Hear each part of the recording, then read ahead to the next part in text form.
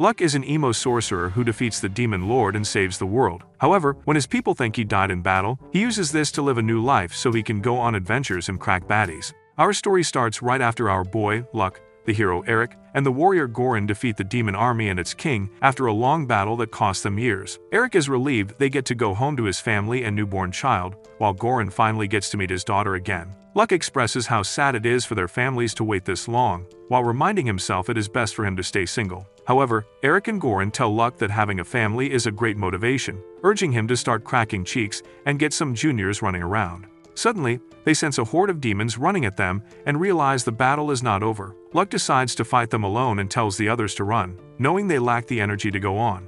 When they protest, Luck casts an earth spell to close his escape and ensure the others cannot interfere. Eric and Goran refuse to leave, but Luck reminds them they have families to return to, adding that they have become his family, which motivates him to fight. With heavy hearts, Eric and Goran accept his self-sacrifice and beg him not to die. Luck charges the demons alone.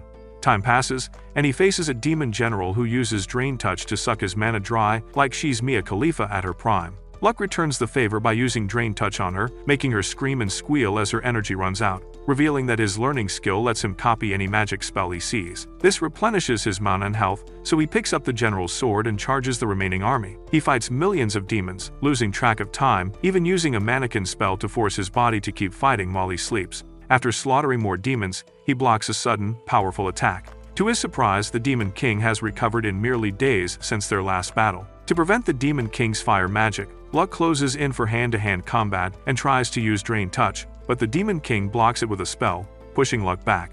Luck feels his wounds and knows he must recover soon to survive. The Demon King swings his hex sword, destroying Luck's weapon, but Luck does not get discouraged. Knowing he is a sorcerer, he charges on. He casts an imprisoning Hellfire spell to force the Demon King onto the defensive, then doubles down with Drain Touch. This forces the Demon King to either become crispy bacon or have his life force drained. After hours of struggle, Luck comes out on top, picks up the Demon King's remaining sword, and celebrates. He escapes the dimensional rift with the sword, realizing he burned his adventure card, clothes, and wealth, making him a poor bum. With nowhere else to go, he walks to the royal capital, but is confused by how much it has changed. When he walks past the guards, they stop him, but instead of arresting him for public indecency, they give him clothes, which Luck appreciates. He goes to Goran's place, which is now a massive mansion, but security refuses to let him in. Luck tries to reveal his identity as Luck the Sorcerer, but the guard scolds him for trying to portray someone else and tells him to go away. Luck changes his plan and heads to the Adventurers Guild to get a new card. On the way, he passes a statue of a handsome sorcerer he does not recognize. He asks a civilian who it is. The civilian is shocked Luck doesn't know, but looking at Luck's appearance,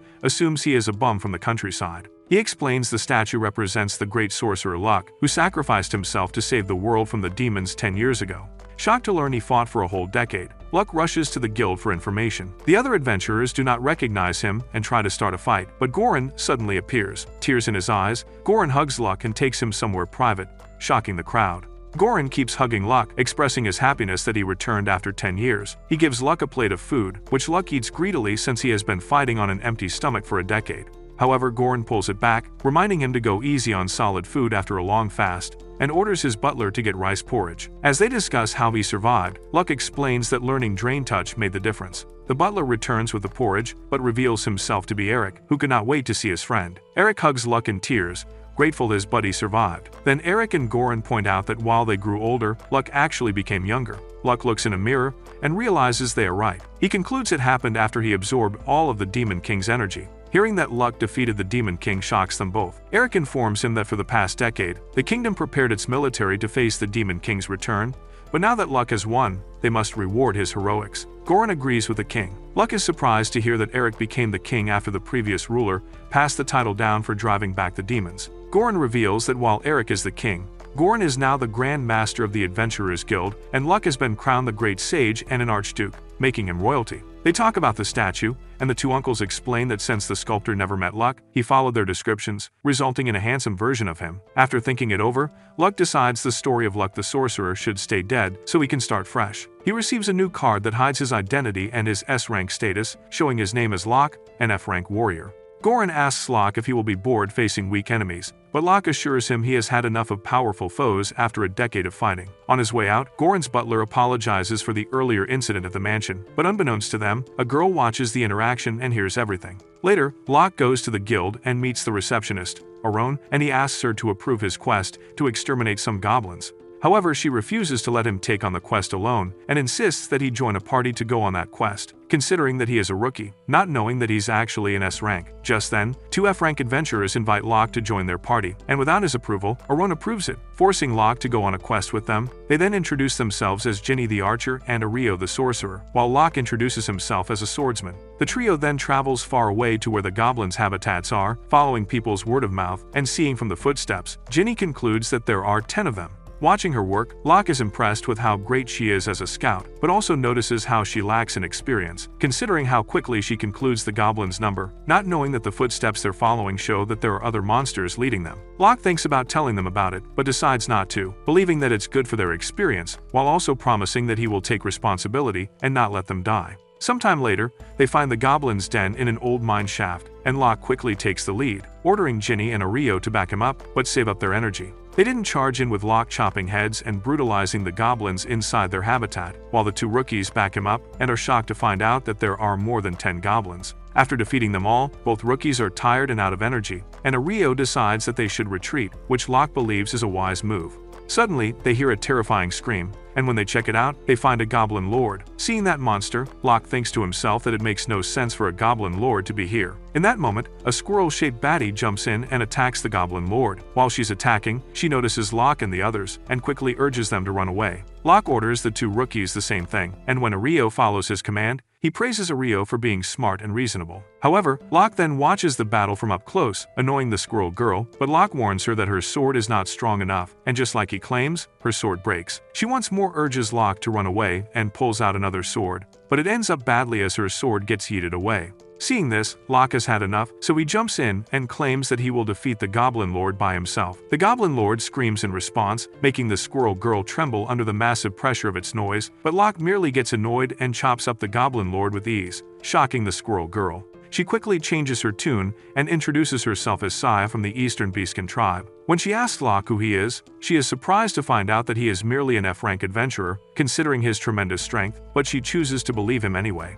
She then reveals that she's a B-rank adventurer, and apologizes to Locke for being rude earlier, but Locke merely brushes it off, complimenting her for looking out for rookies like him. He then asks what is located deeper in the goblin's den, and when she refuses to tell him, he walks towards the door by himself, forcing her to speak out of fear for his safety. She tells him that they are up against a vampire lord, which Locke knows is a difficult opponent to go against. He asks Sia if a vampire lord is not too much for her, considering she's struggled against a goblin lord, and while Sia knows that she's outclassed, she refuses to turn back.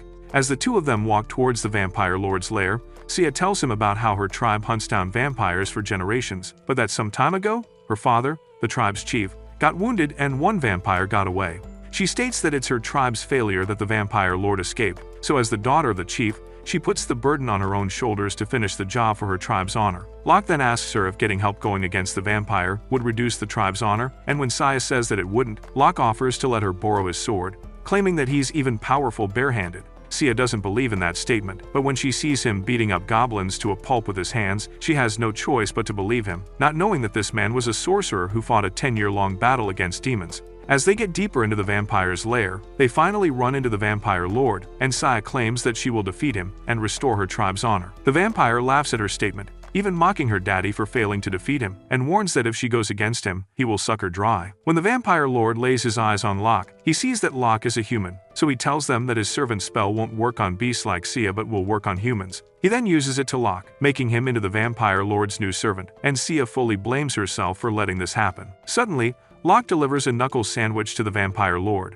revealing that he has a high resistance to mental debuffs. The vampire lord claims that no human can ever resist a vampire lord's servant magic, but Locke mocks and says that it must mean that this bozo is not a vampire lord. That angers the vampire, and he attacks, but Locke counters his every move, while continuing to mock him. Then, Locke uses his sorcerer ability using magic to move fast and activates his drain touch on the vampire lord, making him feel what it's like to be sucked hard and dry for once. Out of desperation, the vampire lord tries running away, but Sia quickly jumps in with Locke's blade and slashes through the vampire lord, permanently defeating him and turning him into dust. Sia praises the blade for being so sharp and points out that she felt insane power within it, making Locke nervous, as she doesn't want her to know it's the Demon King's very own hexblade. She then grabs a medallion from the ashes and explains that it's a curse medallion inside the bodies of vampire lords who build curses in it whenever they suck blood or take lives. Locke doesn't recognize it, thinking that vampires have drastically changed over the past decade. The dying vampire lord chips in and says that the medallion will open the portal to the dimensional rift, which will release a countless number of demons from other dimensions, followed by their very own dark gods. Locke hears that and remembers how the Demon King ran away into the dimensional rift, forcing him, Eric, and Goran to jump and follow him, which ended with him stuck in it for 10 years, and that the portal couldn't be opened from their side, leaving Locke all alone with no help. With that in mind, Locke slices the medallion in half and absorbs all the curse into his sword. The vampire lord is shocked to see this, and when he looks closely, he realizes that the sword Locke is holding is the Demon King's sword, and that he is indeed the Great Saint. Locke quickly slices the vampire lord, but Sia gets to hear it first and pretends not to hear it. On their way out, Sia calls Locke by his real name, and when Locke responds to her, it blows his cover, and he asks Sia to keep it a secret, to which she gladly agrees to do. Later, they return to the Adventurers Guild to hand in the goblin gems to Aaron, who is shocked to see so many, and apologizes for failing to assess the number of goblins in the mission. Afterward, Ario and Ginny insist that they thank the great sage Luck statue for protecting them during the quest, while Luck himself is holding back from being flustered. The two rookies then head out, leaving Luck with Sia, who tells Locke that since he's good friends with Goran, he should warn them about the vampire lords.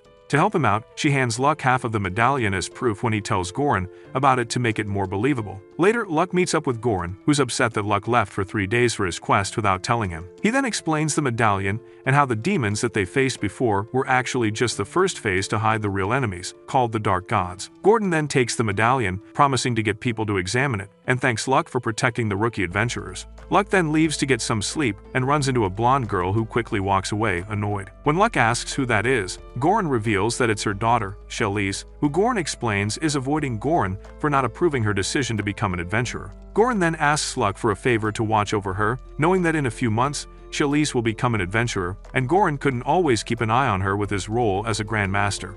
The next morning, while Luck is eating breakfast, Shelise sits in front of him to confront him about his real identity. But to Luck's surprise, she doesn't accuse him of being the Great Saint, and instead accuses him of being Goran's illegitimate child. Luck quickly tells her that she's wrong, but Shelise refuses to believe his words, and lists down 3 things that support her suspicion. First, she claims that Goran waited until his wife was gone before inviting Luck into his house.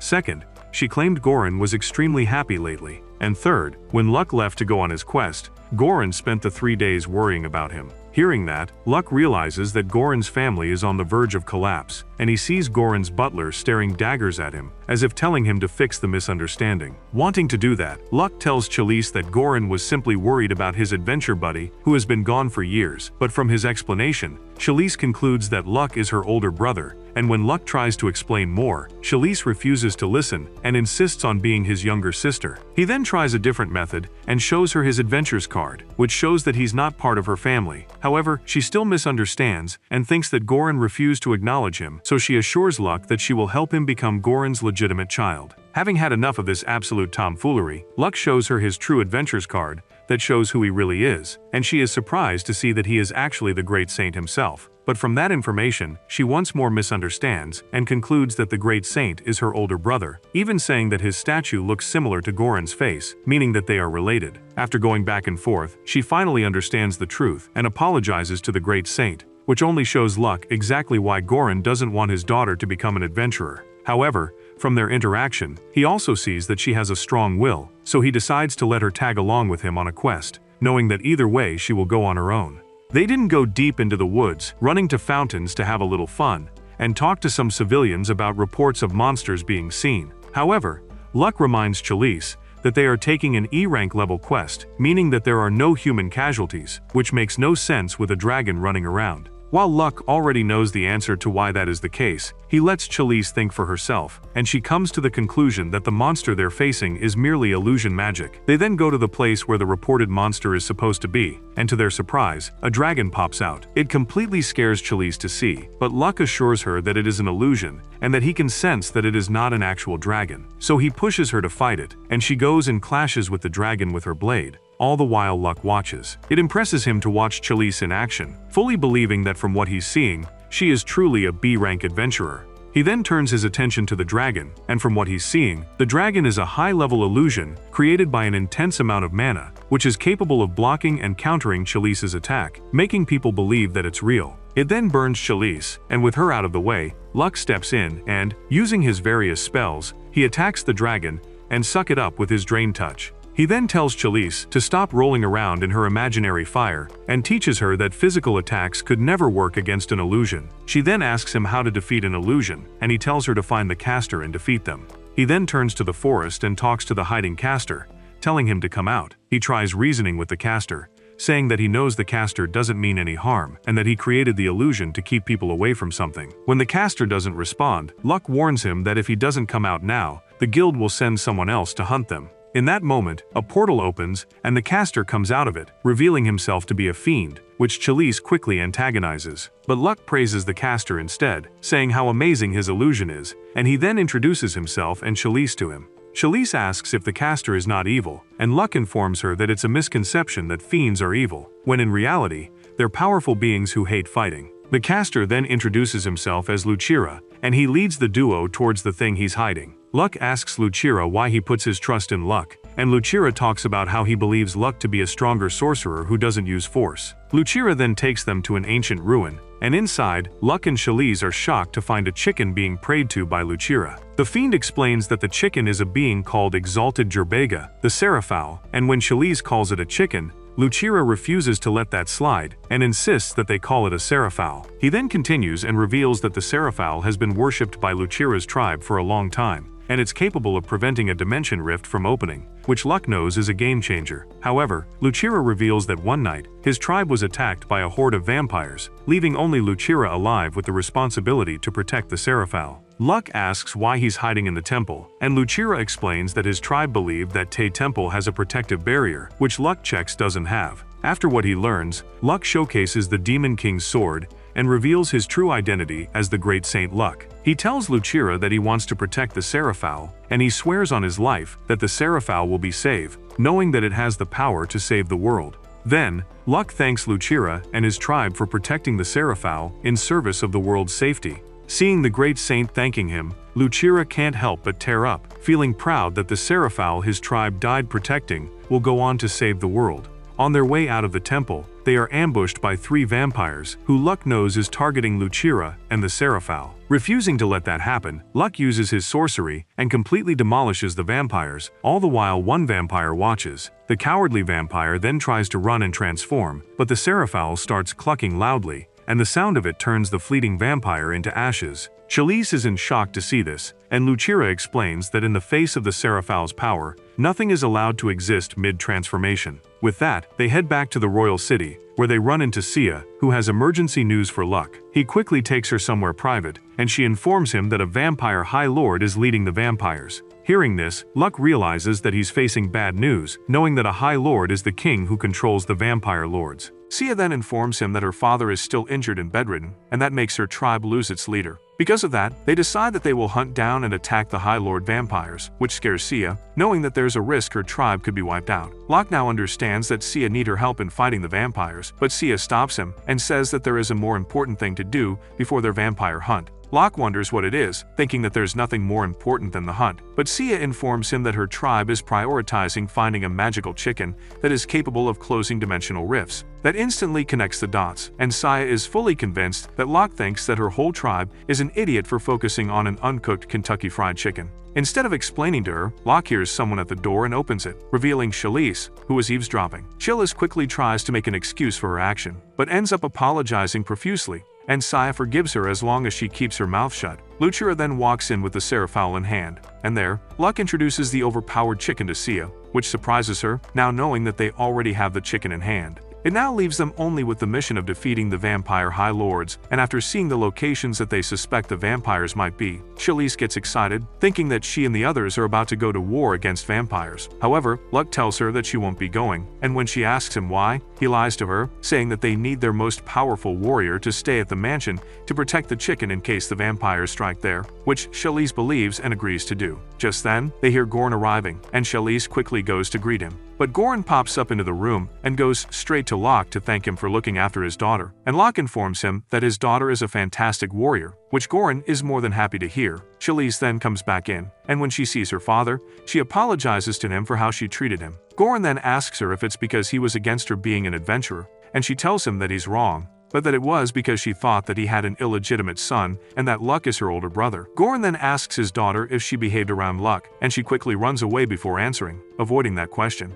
Goran quickly turns around and apologizes to Locke for his daughter's behavior, saying that he doesn't know where it comes from. But Luck remembers vividly how Goran troubled both him and Eric during their adventures. Goran then vents out his worries that his daughter might face some freaky loser who tries to get to her cheeks, but Locke assures him that he will help watch over her, which earns him a tearful hug from Goran. In that moment, Charlize returns, and when she sees her daddy and Luck being lovey-dovey with each other, she assumes the worst and gives them some privacy. An hour passes, and the duo just manages to clear up the misunderstanding. They then go back to discuss what's important, and knowing they are facing vampire high lords and having to protect the magical chicken, it makes things complicated for them. Sia then adds that if the high lords get their hands on the chicken's blood, their amulet will automatically trigger a dimensional rift, explaining that the chicken's blood is too scared, shocking everyone there. That only strengthens Locke's idea that the chicken cannot come with them into battle, and that gives Goran an idea that they should ask Eric for help. Locke instantly thinks that's a great idea, considering they can keep the chicken in the royal palace, and Goran instantly sends out a message to Eric. Some hours later,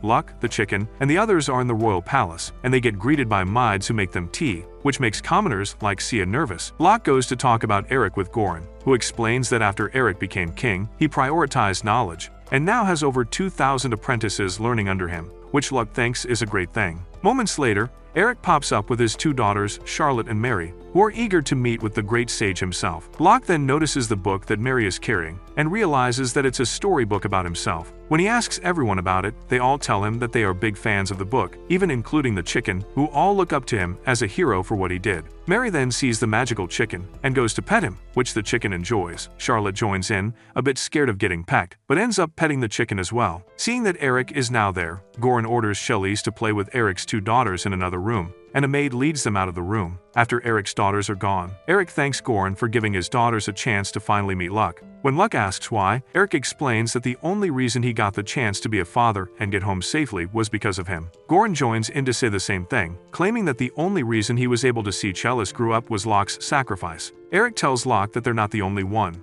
revealing that everyone in this continent will forever be grateful to him, and while Locke is happy to hear that, he still thinks a picture book of his story is too much. Eric and Goran quickly joke around saying that they even have theaters portraying Luck's heroics. Locke then asks about Levi, and Eric tells him that while she wants to meet him after she heard that he returned, she still has to do her role at the cathedral. They then discuss their situation and how they need to protect the Sarah Powell's blood by all means, and Eric assures them that the chicken and Lucira will be safe within the royal palace's walls. They now discuss their plan against the vampires, and when Locke says that he has a plan, Goran and Eric are excited to hear it. Locke then states that they will make use of Sia's Beastkin clan to help them, and the plan starts with Locke and Sia distracting the vampire lords, giving Sia's clan a shot at defeating the vampire high lords. Eric and Goran believe that is a bad idea and that they should switch around their plan, with Luck taking on the vampire high lord. Goran worries that there will be casualties from Sia's clan, but Sia assures him that they are ready to die if it means that they are taking the High Lords with them to the afterlife. Eric and Goran then sadly inform Luck that they cannot lend him some of their men, knowing that vampires have the ability to hypnotize humans and make them slaughter each other, and Sia adds that humans who have been bitten become stronger, but that beastkins, like her, can detect them. Meanwhile,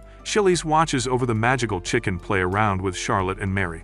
She thinks about what Luck told her about needing someone to protect the chicken, and she realizes that he merely said that to protect her from danger, knowing that she is still an F-ranked adventurer and would get in the way, despite calling herself Locke's apprentice. Just then, the girls notice something glowing behind Charlize, and from it come 3 low-level vampires. When they try running away, they're unable to open the door, not knowing that the maid was behind this, working as a secret agent. Charlize reevaluates her situation, wondering whether she can take on 3 vampires at once. When she goes for her sword, she realizes that it's not there, leaving her with no weapon. She quickly improvises and grabs a candle holder to use as a weapon, determined not to let the vampires get to the girls and the chicken. The vampire then attacks, and Charlize fights them off, even charging blindly when the vampires try to hypnotize her. but they prove to be too much for her, as they break the candle holder in half, forcing her to throw it at them. She then quickly protects the girls from the vampires, but in that moment, something blows them away. Out comes Luck, who praises his apprentice for holding on, and tells her that he will take over the fight. Thanks for watching till the end. Don't forget to stay tuned for future episodes, and make sure to drop your favorite character in the comments section if you're hyped for the next episode.